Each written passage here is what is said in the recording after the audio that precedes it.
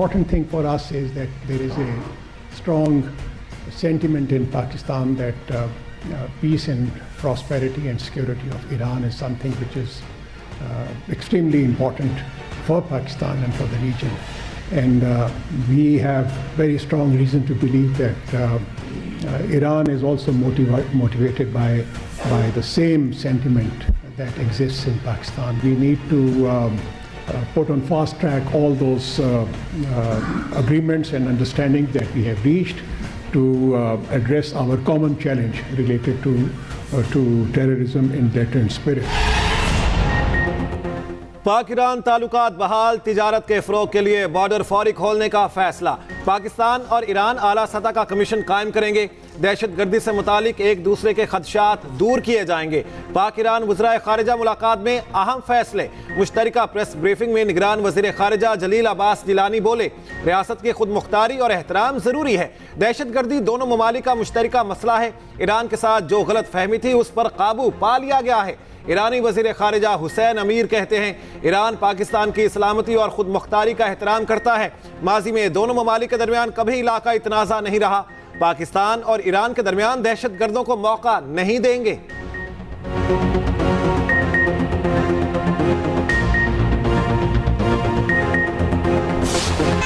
इस सिंध में last line of defence है। इस सिंध पर पीपल्स पार्टी ऑलरेडी कब्जा कर चुकी है। ये पहला वाकया नहीं है, 3 महीने में ये छठा वाकया है। सोहराब गोट में हमारे निहत्ते साथी को शहीद किया गया। 11 दिसंबर को मच्छर कॉलोनी में 3 साथियों को शहीद किया गया। हमारे कारकुनों ने एक पत्थर नहीं मारा। रहनुमा MK मुस्तफ़ा कमाल की मीडिया से गुफ्तगू, कहा पीपल्स पार्टी के दहशत गर्दों की सीधी फायरिंग की वीडियोस मौजूद हैं।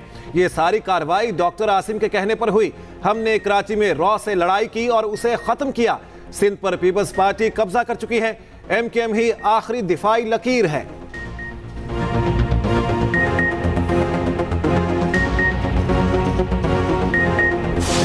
मैं तो अपने कारकुनों को कह सकता हूँ, अहदेदारों को कह सकता हूँ कि भाई ना करें, लेकिन अगर बाकी जमातें ये करेंगी जो पिछले एक हफ्ते से 10 दिन से शहर के अंदर हो रहा है, तो इसको रोकना मेरा काम नहीं है।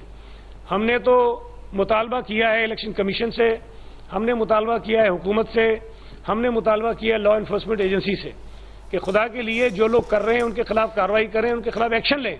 आप नहीं लेंगे, ये आज़ादी के साथ ये हरकतें करते रहेंगे जिस तरह माजी में हुआ है, तो ये हालात ठीक नहीं होंगे। पीपल्स पार्टी का नासिमाबाद वाक़े की अदालती तहकीकात कराने का मुतालबा। रहनुमा पीपल्स पार्टी सईद गनी कहते हैं कि पीपल्स पार्टी के कारकुनान मुलविस हुए तो हम जिम्मेदार हैं। कल के वाक़े के जिम्मेदार मुस्तफ़ा कमाल हैं। मुस्तफ़ा कमाल कई रोज से पीपल्स पार्टी को धमकियां दे रहे हैं। मच्छर कॉलोनी में जो वाक़या हुआ, इसमें ANP वाला पकड़ा गया। जयालों को मना किया कोई ऐसी हरकत ना करें जिससे माहौल खराब हो।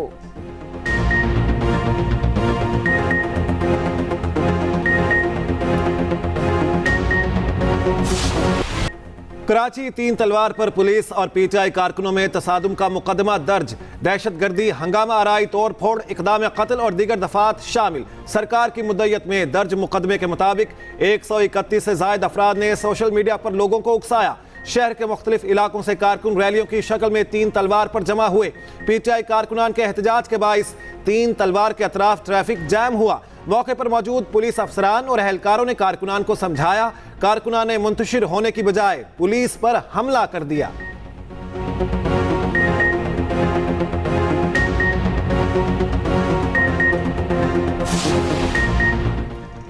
सुप्रीम कोर्ट का सहाफियों के खिलाफ नोटिस फौरी वापस लेने का हुक्म। मामला सिर्फ तनकीद तक है तो किसी के खिलाफ कोई कार्रवाई ना की जाए। चीफ जस्टिस काजी फाइज ईसा का हुक्म। सहाफियों को हिरासा करने के खिलाफ खुद नोटिस केस में रिमार्क्स दिए।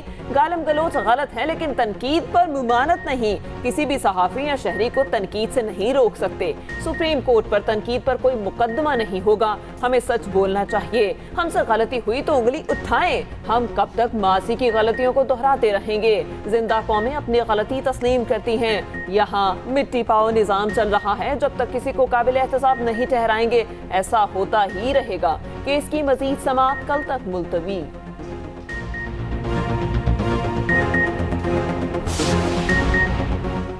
फौजी अदालतें गैर आईनी करार देने के फैसले के खिलाफ अपीलें सुनने वाला बेंच टूट गया। जस्टिस सरदार तारिक मसूद ने खुद को बेंच से अलग कर लिया। सुप्रीम कोर्ट ने नए बेंच की तश्कील के लिए मामला जजेस कमेटी को भिजवा दिया। सुप्रीम कोर्ट ने करार दिया कि मिलिट्री कोर्ट्स में सिविलियन के ट्रायल जारी रखने का हुक्म इम्तना बरकरार रहेगा। यही तो हमने मंशूर में डाला कि एक मुल्क एक दस्तूर एक कानून, एक के लिए एक, दूसरे के लिए दूसरों। हम नहीं एक्सेप्ट करते इस बात को कि हमारे राइट्स के मुताबिक हमारे साथ सलूक किया जा रहा है। बिल्कुल गैर आईनी गैर कानूनी तरीके से वो ट्रायल प्रोसीड किया जा रहा है। हमने अदलिया पे ही एतमाद करना है और कानून के इदारे और आईन के इदारे में रहते हुए ही अदलिया के पास जाना है रिलीफ के लिए। यही कानूनी तरीक़ेकार है। हम बार बार दरख्वास्त कर रहे हैं, बार बार ये दरवाज़ा खटखटा रहे हैं। कभी तो उनको हमारी आवाज़ जो है ना, जिस अंदाज से हम सुनवाना चाह रहे हैं, उनको भी कभी सुनाई दे। एक कौम एक सा कानून, सब होंगे बराबर। पीटीआई रहनुमा बैरिस्टर गौहर ने मंशूर पेश कर दिया।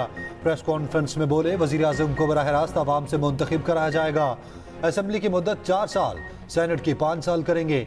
इक़्तिदार में आकर ट्रूथ कमीशन कायम करेंगे। हमें इंतखाबी मुहिम चलाने नहीं दी जा रही। लेवल प्लेइंग क्या, फील्ड ही नहीं दी गई। रैलियां निकालने से रोकने की मज़म्मत करते हैं। हमारी पार्टी और उम्मीदवारों को दीवार से लगाया जा रहा है। मसाइल ही मसाइल हैं, तो इस दफ़ा तो हमने वोट किसी को भी नहीं देना, चाहे कोई भी पार्टी है। जब तक हम ठीक नहीं होंगे, हमें हमारी गलियों को ठीक नहीं किया जाएगा, हमारे मसाइल ठीक नहीं किए जाएंगे, हम वोट बिल्कुल नहीं देंगे। मसाइल हैं, गैस के मसाइल हैं, महंगाई के मसाइल हैं। एनडी 237 कराची का सबसे ज्यादा तब्दील शुदा हल्का। रऊफ सिद्दीकी, असद आलम और रेहान कैसर आमने सामने। हल्के में उर्दू बोलने वाले और मेमन बरादरी का वोट बैंक सबसे ज्यादा।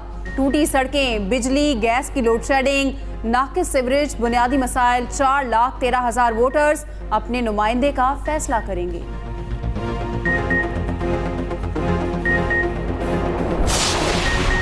सस्ते इतवार बाजारों में कुछ भी सस्ता ना रहा। सब्जियों और फलों की कीमतों में होशरुबा इजाफा।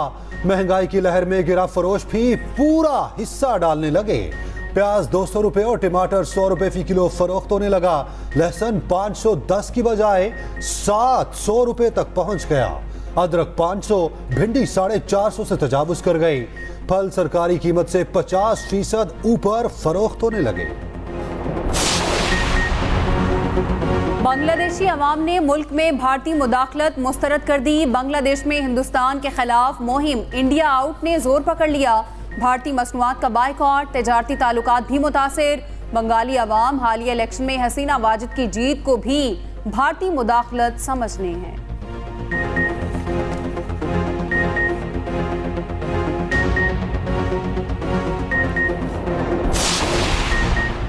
भारतीय रियासत मणिपुर में नस्ली फसादात की ताज़ा लहर। पुरतशद्दुद वाक़यात में एक शख्स हलाक, मुतअद्दिद जख्मी। कोकी और मैती बरादरी में गुज़श्ता साल मई से झड़पें जारी हैं।